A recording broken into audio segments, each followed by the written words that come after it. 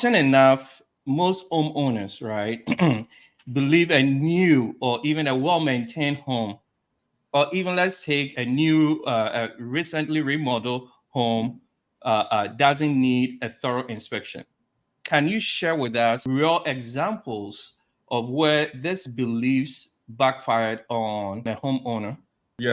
Thank you, Ron, for taking the time to join me and my viewers and listeners today to talk about home inspection and to educate us on some of the nuances when it comes to home inspections. And most importantly, why it is very important for every new homeowner or even anyone trying to purchase a new home should consider home inspection before they purchase the home. And even for sellers, why they should do home inspection before they put their homes on the market. Welcome to my podcast. And if you don't mind, can you give a brief introduction or bio about who you are, what you do? Sure. So, yes, hi, everybody. Thank you all for tuning in. My name is Ron Robbins, owner of AmeriSpec Chicago Experience Home Inspection Services. We've been in business for 5 years now. We have a team of 5 inspectors, and we're also one of the only inspection companies in the region that allows you the option to pay at close. I'm here today to answer as many questions as the young gentleman, Mr. Patrick Afrifa, has for me and help you guys as much as possible. Thank you, Ron. And just full disclosure, I've worked with Ron and his company before, and that is why I invited him to join us. So let's start off with the first question. So often enough, most homeowners, right, believe a new or even a well-maintained home, or even let's take a new, recently remodeled home, doesn't need a thorough inspection. Can you share with us real examples of where these beliefs backfired on a homeowner? Yes. So I definitely get that a lot. And we just have to educate them a little bit more, educate our clients and some of the agents a little bit more and let them know the importance Mhm. thereof.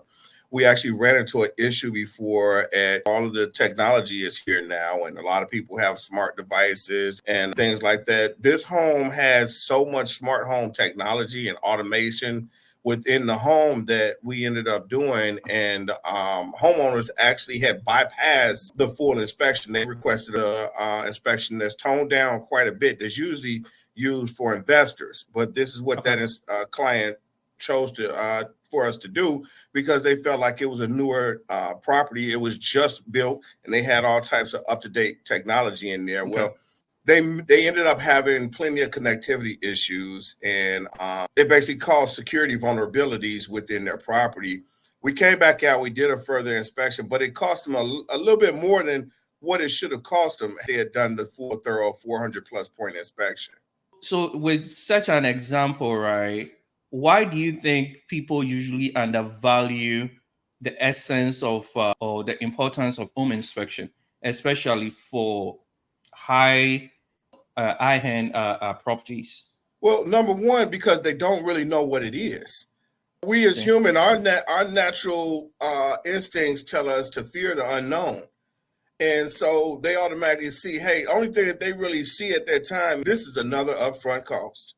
Mm-hmm. So there are some other companies like myself that allow the pay at close option. So we can numb that concern Okay. immediately. And that kind of takes that away from them. And then we educate them more too. We along prior, during the process, and after the process, we explain to them what the significance is of the inspection, what the inspection entails. Heard an inspector before, and I'm not going to try to badmouth anybody, but I've heard an inspector trying to explain to a client what the purpose of the inspection was. Now, this is a great inspector, don't get me wrong, but he Mm-hmm. could not verbalize that to the client. And so the client still had a confused look on their face.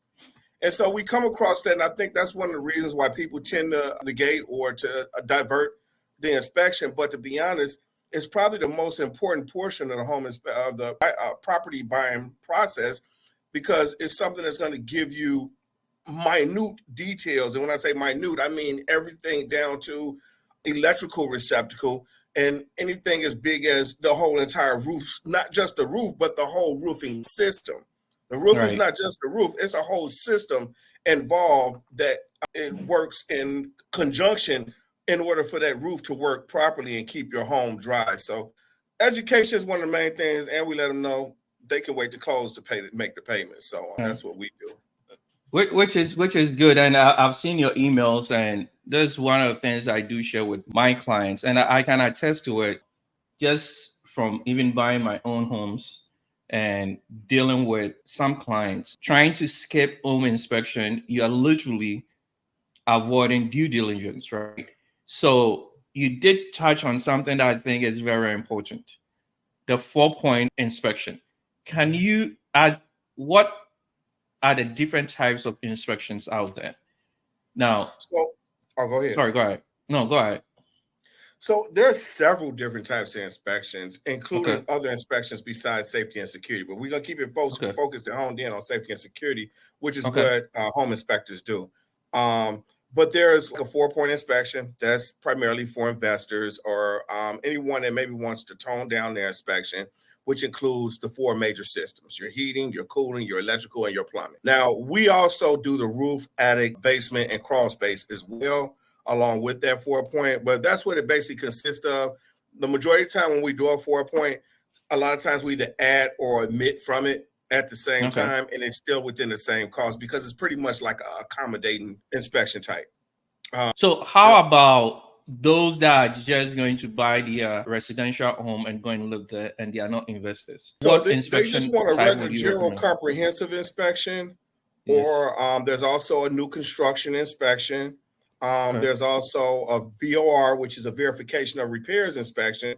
How some Okay. people get the 503k loans and they Right. get the inspection done, and then they get the property, get the extra money to do the rehabilitation for it, and they want somebody to come back and verify the repairs. Or if they've done the inspection and they use that as leverage to request from the seller to do some repairs. And Right. then Okay. after they're done with the repairs, we'll come out and do a verification of repairs inspection, which is typically about half of the amount of the original inspection, depending on what that full amount was. We're not looking to take everybody's money. We're not, and most inspectors aren't. They're looking to try to help you out along that Right. process. So Right. So then, how about you did your last statement just brought up some questions that I've had in the past, right? Especially my first home inspection for an investment property. The advice that I got from someone was that inspectors always over exaggerate on the inspection. So if this is your first time getting an home inspection, it's probably going to freak you out. Can you comment yep, on that? absolutely. And I come across that quite a bit initially. Hmm. And Okay. because I've came across it quite a bit initially, we automatically know to address that right away. Of course, Okay. there's someone that does not understand and know what the different heartaches are or what the different issues are or what have you within a property. Within a report, they may run when they see initial documentation about things in there. So us as home inspectors, we pretty much got to have to try to report as much as what we see in order to provide disclosure that we did an adequate inspection. That's Okay. number one. And so what I do, and I know several other inspectors does it as well, they will explain that to the client what these different various issues are and the complexity thereof. What is the level of concern? I have a close associate of mine. I'm gonna do a name drop, FD Garba, EXP Realty. I work real close with him, and he's actually still to this day my top agent that provides me with the vast majority of my inspections. I've Hmm. sat down with him and even got his attorney on the line, but we've done by line items down that whole inspection report because the client was not understanding and the attorney wanted to have something viable to take to the other attorney on the seller side. Yeah. So we've sat down and broke down a whole report by line item, cost analysis for each one of those line items, and let the client know this right here is a potential deal breaker. This right Right. here is something to be concerned about. This right here is something that it looks like it could be concerned about. If you want to push it, you can push it, but you really don't need it. You can get past that and still get your Yeah. property. I'm going to probably give Right. them a little bit more of an explanation than that, but for time's sake, I'm trying to cut it as short as possible and still give you a good understanding of what I'm meaning. So it Right. gives you great leverage. We give you great leverage and try to explain things to you to let you know that, hey, you're going to run into some issues, even on a brand new property, a new construction that was just built yesterday. If we come in and do the inspection today, there's a great probability that we're going to find something else for you to consider, especially dealing with new construction properties, is although you may have a contractor, a great contracting company come in there, they're human just like we are. Yeah. And I'm sure you probably made a mistake first thing this morning, maybe Oh last yes. night, Oh maybe yes. last Oh week. yes. We make Yes. mistakes as humans, and so Yeah. contractors do too. And our job Mm-hmm. is to make sure that we find those mistakes, not to point the finger and say, hey, you messed this up, but to be able to say, hey, this is something that you're going to have to address if you're purchasing this property. Right. So, with that said, what are some of the common challenges that you face when it comes to home inspection? I think you've hinted on a few of them, but if we can stay on it for a little bit. And the reason why I'm saying that is, as an agent going through this, who has gone through this process several times, for myself and also for my clients, usually when we are doing the walkthrough or the initial, how do we call it, viewing, those are the items that I look at, right? So you did mention roofing, HVAC, electrical, and maybe some of the pipes, right? Especially if we are in the basement, to make sure that I'm able to pinpoint certain things before we even put an offer in. But if everything looks good on the surface, that's when I'll probably encourage my client to make an offer if they truly like the home. But I know that I'm not an inspector. So I'm, like you stated earlier, I'm probably also making a lot of mistakes, overlooking certain things. So what are some of the common challenges or issues you've identified or you keep identifying when you do the home inspection, whether for new homes, older homes, rehab homes? So mixing them all in, just one thing that mainly comes to mind, we do a lot of multi-unit inspections. And what we run into a lot of times is access to the roof. You mentioned the roof. We Yes. always want to Yep. get up there on the roof. We run into issues with gaining adequate access to the roof. And then now the client and the seller and the buyer are all looking at us like, well, go get your ladder. And we're looking at this thing is 3 stories up. I Yep. don't know if a Yep. ladder is going to do it. So we'll put a drone up there. We'll get as close up footage as we can. And even if we could walk the roof, we typically put a drone up there in addition to that walk roof. But we've run into some issues Okay. like that. We've run into issues with access to the different units in the multi units. Sometimes we have to get all of the clients in sync with their scheduling to get access to each one of the Yeah. units. We've ran into issues with in the basement. Sometimes it gets murky down there. Sometimes moist things happen that aren't from a leak. Sometimes moist things happen that are from a leak. And so immediately when a client goes into the basement, if they smell or see anything dealing with moisture, they automatically think, hey, it's a leaking basement. So we Yep. run into that. And so we have to inspect further. We sometimes use a thermographer, a thermal imager, and look Hmm. behind the walls to see if there's ideas of moisture. We use a moisture meter, a couple other tools and Okay. things like that. But those are some of the, common challenges that we ran into in some things, but it's a lot. So it's interesting you stated that, because coming from personal experience, right? I own a multi-family, and I quite remember during the inspection we ran into that similar issue. But I saw one inspection report that stated that there might be a gas leak in the basement, which happened not to be, right? So in this situation, let's say I have a client, a seller, who gets a report like that, what would be your recommendation in terms of how to address it?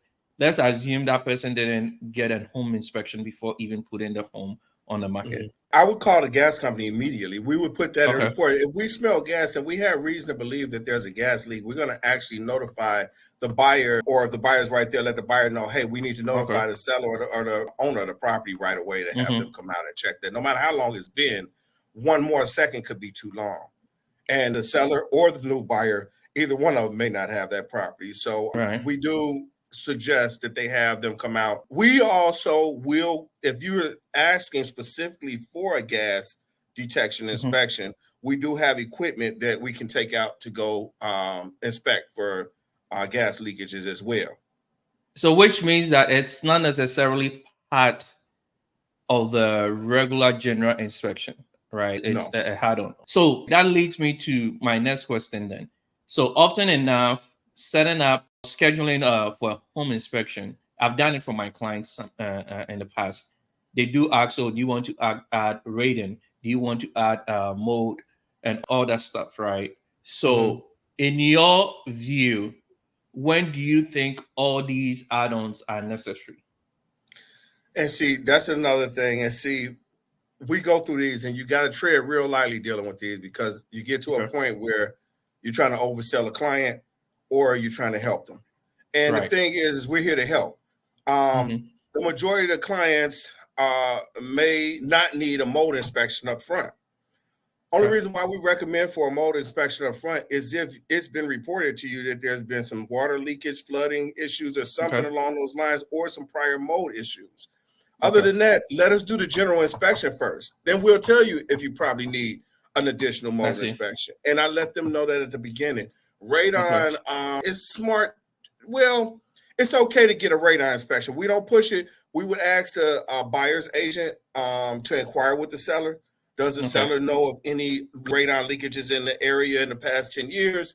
Can they possibly run a report to see if there's been any recent detections of radon in the area on the location? However, radon is a tricky gas, so it could be nothing in the area, only in this one property. But Okay. those are some ways of determining to get a decent guesstimation whether you want that or not. And Okay. sewer scopes, I think, to be honest with you, pretty much any property in the city of Chicago should have a sewer scope. The sewage lines in Okay. Chicago are so horrible. Unless they've had some recent work done on the sewage lines, I'm not trying to talk about the lines, but that's just what it is. It's a fact. I And agree with depending you. on, It is yeah, yeah, if you own a property in the city of Chicago, there's a huge difference between properties within the city itself and in the suburbs. So I agree with you. And these are some of the things that I think we need to talk about. yeah. So you did mention running a reading report. So are you referring to probably the seller getting a reading test performed initially before listing their property? That is something that we recommend. We actually recommend a Okay. full pre-listing inspection as well, but Okay. anything that comes along with that, I'll definitely do pre-listing inspections. And it Okay. does allow on the seller side to provide full disclosure. It Yes. helps. Yeah. Okay. So in this case, in your experience, skipping home inspection or overlooking some of these things, some of these red flags, how much do you think it can cost a homeowner if they skip one home inspection or skip some of these important items that you do bring up during your inspection? So I might be aged myself. I'm gonna tell you before I even start. I'm 47 years old. Not Okay. sure if you guys, anybody in here ever saw the movie Tom Hanks and Money Pit. They bought that house, and I didn't know anything about home inspections. I just saw the movie, and the Mm-hmm. house was horrible. They turned around, they had to fix this. You can easily run into tens of thousands of dollars of issues later on down the line. It's worth a few $100s. Okay. Just say you pack on all auxiliary services. We're talking somewhere from $700 to $800, something like that, Mm-hmm. maybe. Spend that money because if you don't spend that money, you could possibly potentially run into 10, 15, 20, 25, $30,000 worth of issues down the line. It's Mm-hmm. not worth it. Just get Okay. what you need to get, and you can make the best well-informed decision possible. That's great. And I guess I can chip in terms of my own personal experience. And I'm actually going through this. I don't know whether my viewers can hear people working outside. So, this current home, when we purchased it, we performed a home inspection, right? But we have a lot of trees on the property. Not knowing my retaining wall wasn't as strong as it's supposed to be. And the seller has also planted a lot of trees around the house. It Mhm. never came up on the home inspection till I realized that the tree branches started falling my neighbor's roof. So I decided to cut the trees myself. Right.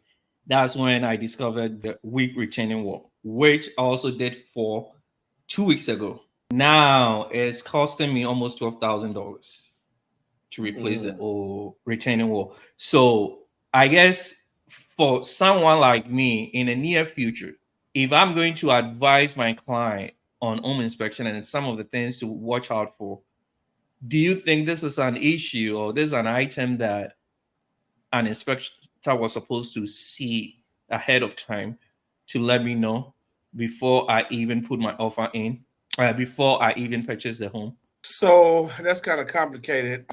The leaves and the debris falling from the tree onto the neighbor's roof, they probably should have noticed that, definitely. Hmm. But I Yeah. know that wasn't your main concern. They could have possibly noticed it, and then again, they could have possibly not, because that's a more obscured. That's a little bit more obscure type of instance of Okay. something being an issue. You know what I mean? Depending on the skill level of the inspector, but Hmm. that's not necessarily prevalent. It can Hmm. be, but not necessarily.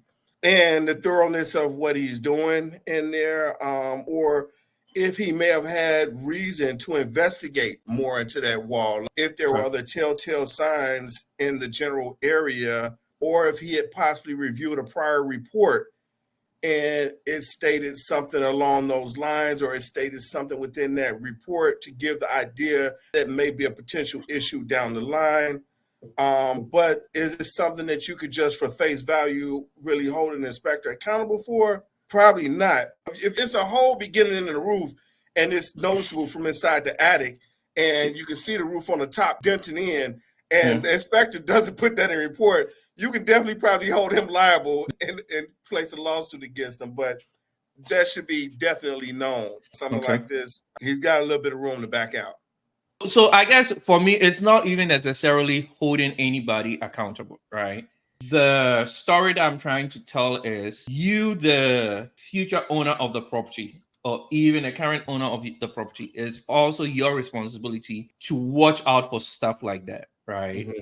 So every experience that I've had when it comes to real estate on my own properties, I bring that to my client. Mhm. So recently, we just closed on a house in Plainfield. Guess what? That house also had a lot of trees around it. So of course, I'm going to pay particular attention to that. Closer attention. Exactly. Right. So when the inspector came, I started asking the inspector certain questions because guess what? My other concern wasn't even just the retaining wall, but also my foundation.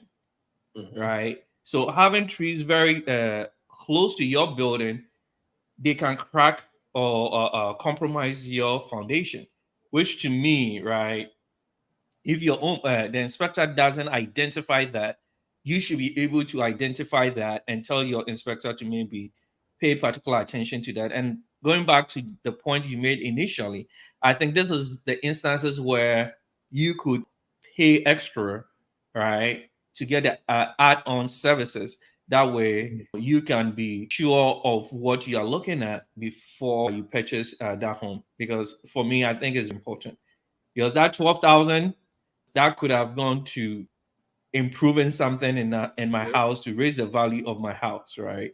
So, but it's one of those things that I've come to learn in this business. If you can't go through it, it makes it very difficult to even help your clients and stuff like that. So, thank you, Ron. Just to wrap up on this part one of this discussion on home inspection, we've talked more on how do we call it residential properties. Can you touch on some of the misbeliefs when it comes to inspection for commercial buildings, or Uh, wrong beliefs when it comes to commercial building inspection? so some wrong beliefs dealing with commercial. Yes. So I want us to stay on common beliefs that about home inspection, right? That are not entirely true. That I want my viewers to be educated on. Um, Often enough, some of my clients are interested in purchasing commercial properties.